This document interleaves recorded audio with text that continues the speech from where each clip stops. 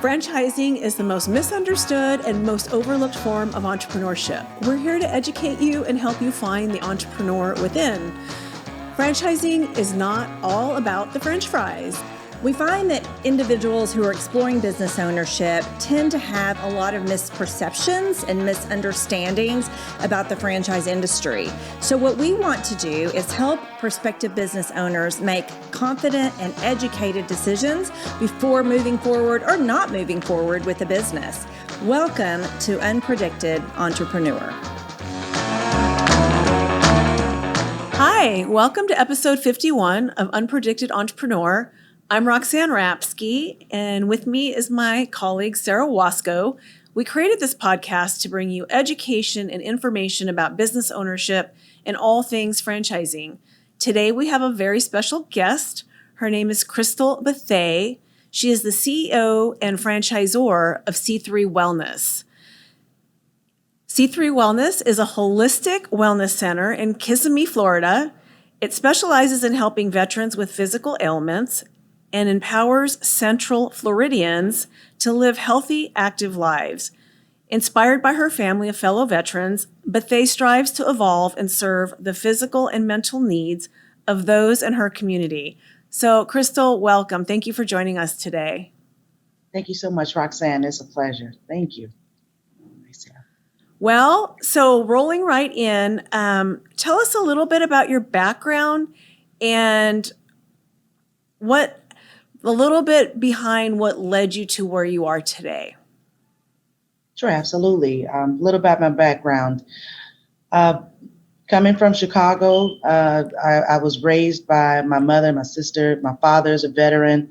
My mother and sister are RNs and nurses. So we were trying to find what my path might be. And I was a little more on the creative side. I was so that led me to cosmetology school where I learned the facials, skincare, nails, all the such. And I was like, okay, this feels right. So I did that for a good amount of years, maybe a little over 10. And I needed something else to add to the repertoire. So that led me to massage therapy. And I knew when I was in school there that I was where I was supposed to be. I knew, with being around my family all the time and discussing the body and the systems and things failing, what works, what doesn't work. As far as Eastern and Western medicine, it was a natural evolution into a thing. So I love it. I love what I do. And I found my purpose. So you didn't just study massage, though. You studied medical massage, correct? Yes, I have over 25 certifications. So medical massage practitioner is one of them. Yes. So I am curious, when you started learning these skills, you said you went to cosmetology school and medical massage. Were you working in a clinic somewhere providing these services, or how did you kind of get started building your own clientele?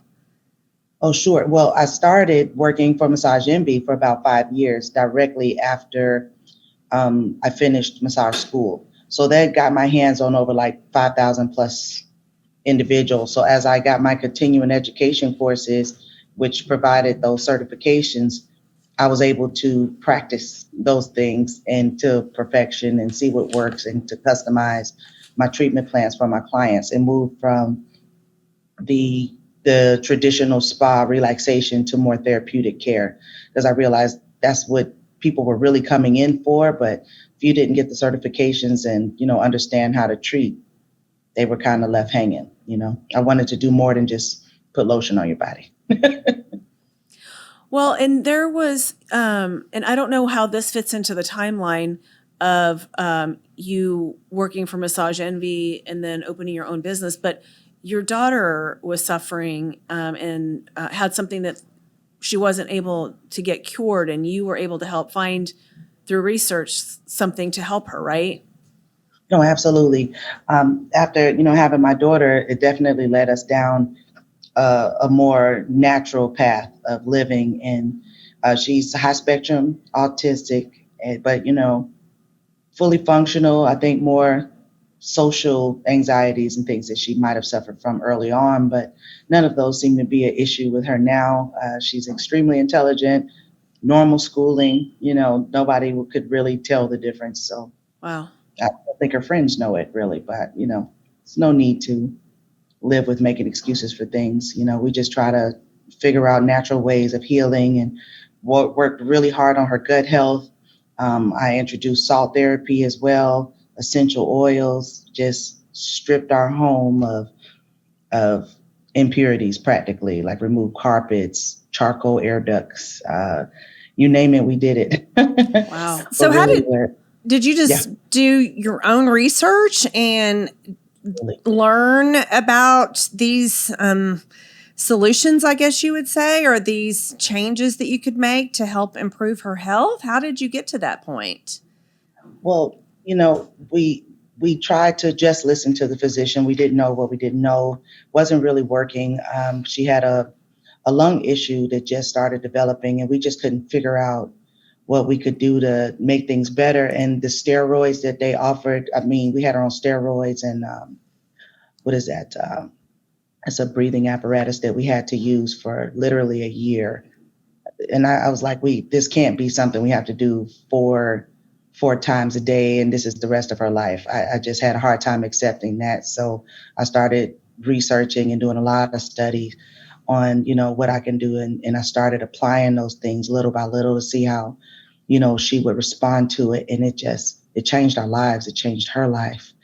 And that was, a big deal for us, just allowing her to be able to sleep well at night without the coughing and the choking, and then started developing the skin issues. So, eczema and all the simple things like the salt booth helped with the respiratory problem and the skin condition. Who knew that, salt therapy can actually kick eczema and skin conditions in remission, and there's no problems there for long periods without the steroids, without creams. And it lasted for her, and it works like to the point of healing. She doesn't really have those issues anymore. And did you do all this experimenting and learning before you went out on your own and opened your business? Well, I was running a business at the same time I was caring for my daughter. So Gotcha. everything that I was doing for her, I was like, oh my God, if it's working for us in this house, there's got to be more people that's suffering from these conditions and these issues. So I started, getting to know my clients even more, asking the right questions and seeing what I can do, to further help them. I started teaching courses. I started, not courses, but classes. And I started writing a monthly neighborhood magazine. And I mean, wherever I could tell it on the mountaintops, I did it. I would do social media and be like, oh, look at what I learned today. And this is the results we got. And if you have any problems or, like this, and you have questions, just give me a call. It's like my life is service. So yeah, each one teach one. Well, on that note, you mentioned your life being service. You and your husband are both military veterans. Is that correct? No, just myself. My Just husband's yourself. a A&T grad, whoop, whoop, Tar Heel. So, but for me, Army strong. Myself and my family were Army strong. Wonderful. Oh, yeah. Well, we appreciate that. So tell us about how this all evolved into C3 Wellness. Absolutely. Well, I started off doing mobile haircuts and massage. That was my journey. I loved it. I loved bouncing around from place to place. Learned quite a bit about fashion and decor and all the things too. So definitely applied that to my practice. And then kind of merged into a one studio suite in a 55 and up resort style community. And I did a wine and cheese open house, and it just blew the doors off the place. That allowed me to, tell them all the services that we had to offer. I was able to finally bring in me being able to do the facials and all the extensive training I received for that. And it was like, finally, I can put it all underneath one roof. I couldn't do that mobily. So this was, a fun opportunity for me. Then it grew from the one room, started hiring on some friends because they needed the time, and I can only work so much. So brought on a friend, ended up opening up a second studio suite right next door. It's like two office rooms that I kind of tricked out, and made a spa out of it.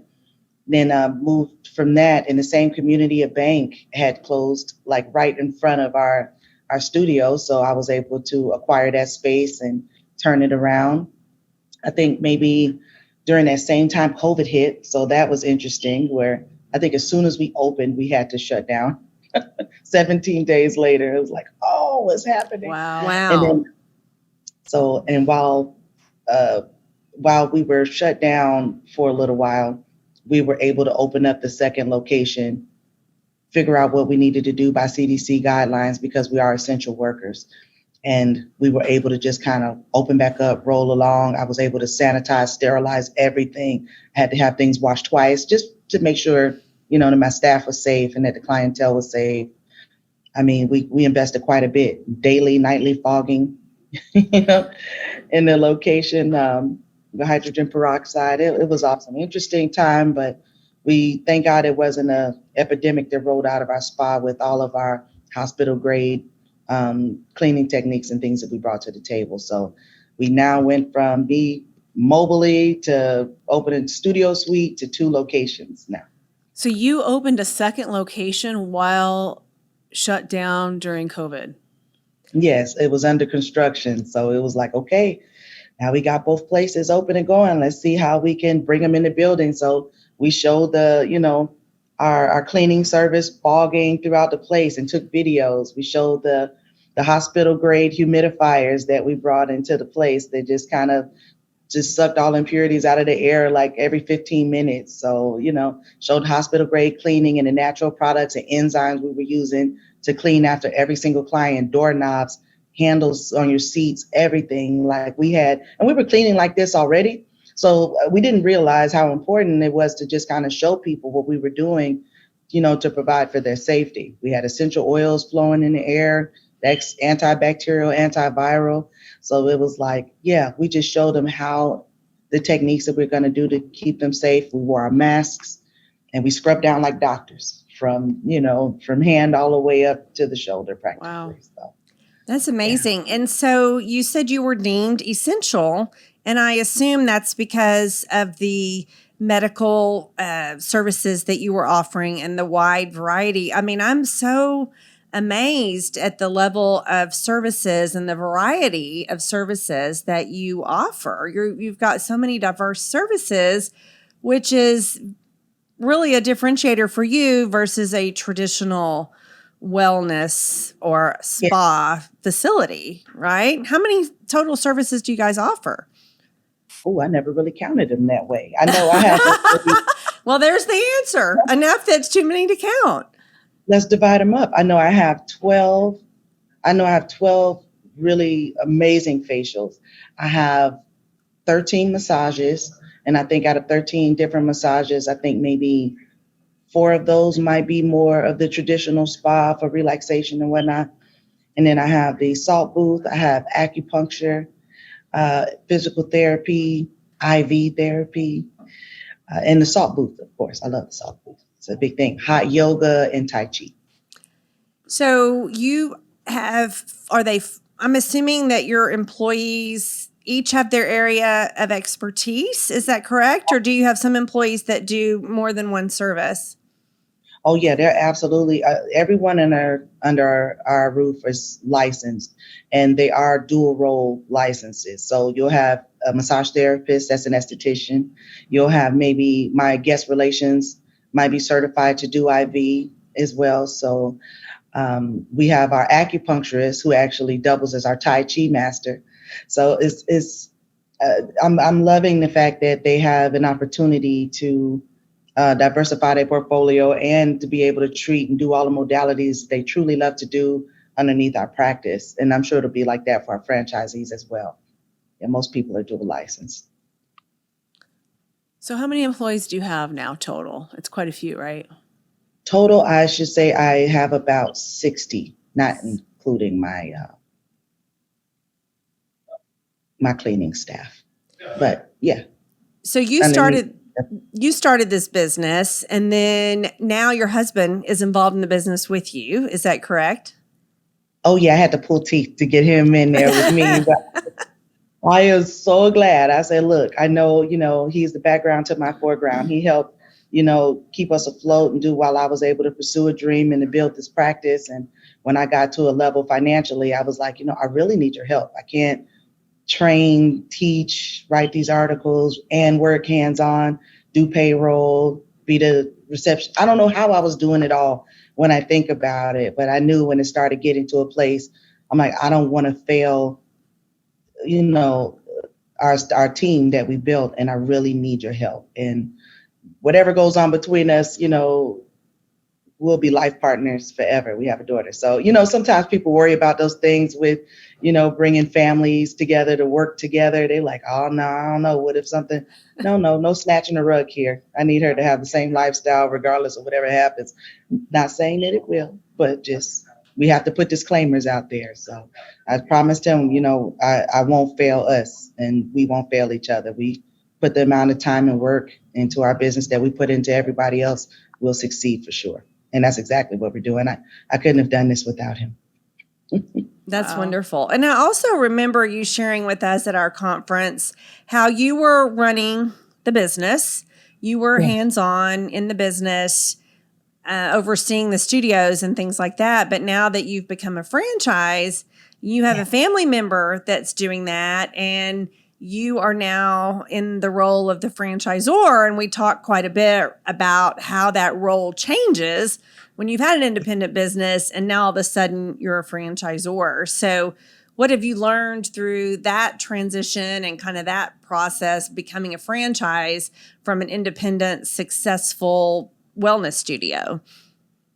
I'm telling you, it's been quite the journey. I really missed it when I came hands off. After a while, I really missed being hands on, but I saw the value of and the need of the management and administrative role. We really needed to step in there and clean up policies and procedures and perfect it. Even though we're a mom and pop, we want to be able to have our staff that comes on, our team, our vendors, feel like they're in a safe place without having to worry about their paychecks, worry about training and different things like that. So now I was able to devote 100% of my time on the back end, gave up my clientele and spread them out to who I thought would fit. And it worked out so well. And now with my husband on, he was able to focus more on the administrative and the day-to-day. And that allowed me to go off and shake hands and kiss babies, right? So I was able to go off and develop our brand, get our brand out there, do some community service that I was really interested in doing, join the chamber, different organizations just to, spread, health and wellness. And, they need to know C3, is and what we can do to help. Well, one thing that we forgot to bring up, and I think it's important, there's another differentiator. Because you offer a lot of your services fall under medical, you're actually able to accept Medicare and insurance, correct? Yes. Yeah, we're able to. We got credentialed through these insurance companies by way of our medical director. And we were able to become government vendors as well. And with the government vendorship, they send us referrals for veterans to treat our veterans.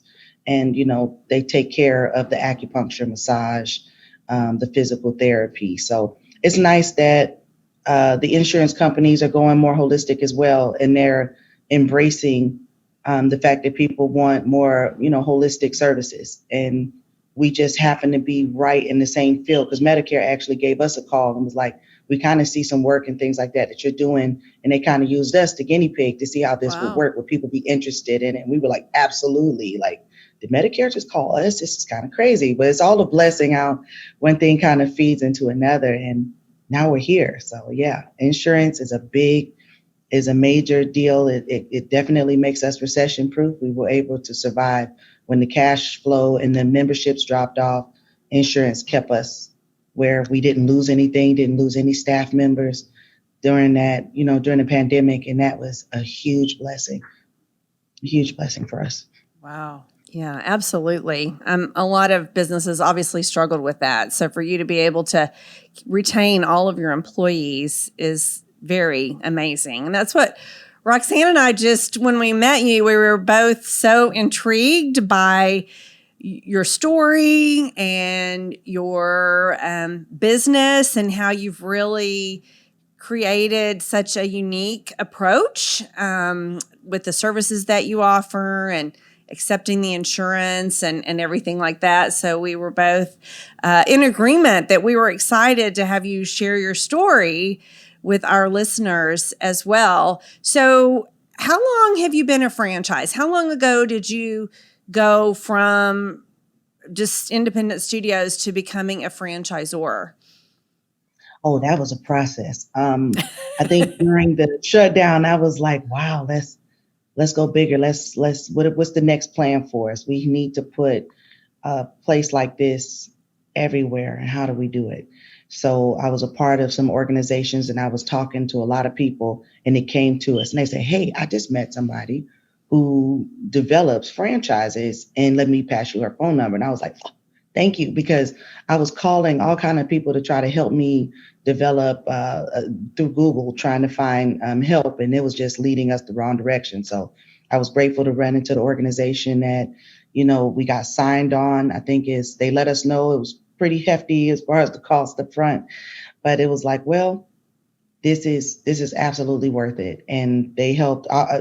We were actually pretty far ahead of the game because with me taking my hands off, I was able to develop the policy and procedures, opening, closing, training, manuals and techniques. All that stuff was already laid out.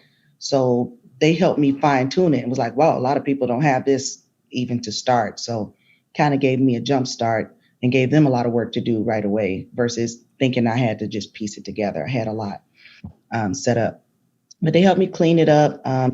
Team of lawyers kind of gone through and made sure that everything was ready to go and that is duplicatable. So yeah, we did it. It took about a year to develop the franchise. The branding was the holdup because it used to be Riviera Spa Massage because we were a business in a business. But now that we're off on our own, we needed to establish our own identity. And one of the names that we had chose that we put up to try to be trademarked and registered and things, it was during COVID and they were short employees in the government offices and whatnot. And we waited 8 months to get a no on the name that we were waiting for. Wow. So we had to again get another name. Then it was like, oh, that was costly because we knew that was going to go through. That was like a slap. So it was like, but this doesn't exist. But I guess there was something not in the same class, but the name was too close to it. So we lost it. So we had to rebrand again. So that was the hiccup, was waiting on a response from the state. And that put our franchise process back. But I think everything happens for a reason and it's meant to happen in its time. So now is the right time for sure. Wonderful. So you're saying it takes patience to become a franchisor? Absolutely. Absolutely. I mean, a little grit, just stick to it. I mean, Rome wasn't built in a day. It takes time. And, once you get it, you only have one time to do this. You don't have to do it like this again. Once you're set up, you're set up. Right. And you're set up the right way. Exactly. Yeah. Exactly. Yeah. Heck of a team. If someone came to you and said, hey, Crystal, I'm thinking about starting a business. Do you have any advice for me? What's one piece of advice you would give somebody in that position? I'm going to tell them to think big. Everybody always told me to think big, Chris. Like maybe I like this idea that you're putting out there, but I think that's too small. Think big. Think about how big you're going to get past just being an entrepreneur and doing the services yourself. You want to think bigger than that of having staff and employees and, getting into a different space. We got to think past ourselves and what we can do for other people. So that's a start. And then the next thing I would say is to develop a plan, without blind optimism, get it written down on paper. And the best way to develop that plan is by getting a manual to develop a business plan. How do you develop the business plan? Do the short version. The long one, I've never even got to doing the long one, but the short was enough. And it still took me 6 months to develop that business plan, answering all those questions step by step. Wow. And it's like it brought attention to all the things that you wouldn't have considered before. Like, what would you do in instance what's your plan if this fails or falls short in this direction? Made you think differently about location and where to place your business and all this stuff. And when you look up at it, it developed your mission. You've developed your mission, your vision, and your plan of action. And that's actually your website as well. Your business plan is your website. So everything kind of doubles into another, and it's just worth taking your time, take yourself seriously, and devote a certain amount of time to it every day until it's done. Did you get any help when you were going through your business plan with the Small Business Development Center or any local organizations, or did you do it all on your own with the manual? I literally did it on my own with the manual. But if you have those resources, by all means, take advantage of it. I think sometimes the short side of getting that help is you can go to, I've heard about you being able to go to one of the colleges or something like Yes. that, Mhm. and then they'll develop it for you. I think you just kind of lost the sense. No, you don't want somebody else to develop it needs to be your brainchild, right? Yeah. It needs to be your vision and your dream. And the only way that's going to be materialized and that you actually follow it is to develop it yourself. That's very sound advice. And I will tell you, they will assist business owners with it, but they will not write it.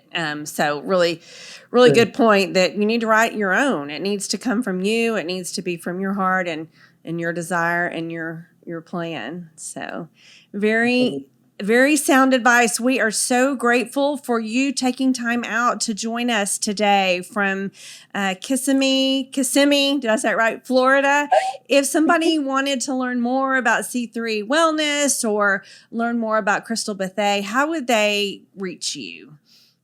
Oh, you can absolutely reach us on www.c3wellnessfranchise.com if you're interested in that portion of it, or if you're interested in just checking out the website itself and our plethora of services and modalities, check us out on www.c3wellness.com. Perfect. And we will hope to be working with you at some point in the near future and bringing some C3 Wellness locations to North Texas and Oklahoma. So Absolutely. Thank you again so much for joining us, Crystal. It was truly our pleasure. Thank you all for joining us as well. Again, my name is Sarah Wasco, and I am joined by my colleague, Roxanne Rapsky. Please look us up on LinkedIn. We are very active there. You can find all of our podcasts on our YouTube channel, which is FranNet of Dallas, Fort Worth, and Oklahoma. Please subscribe there. And you can also download Unpredicted Entrepreneur on any platform where you listen to your podcast. So thanks again for joining us, and we hope you all have a great day. Bye-bye. Bye.